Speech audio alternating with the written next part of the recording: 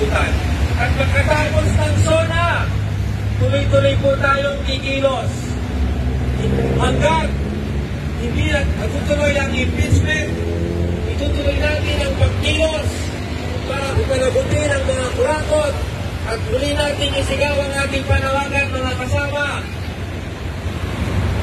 Marcos siniling! Duterte panagutin! Convict!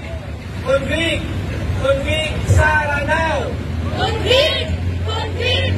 Convict Sara now! Bukrata kapitalismo! Ibagsak! Ibagsak!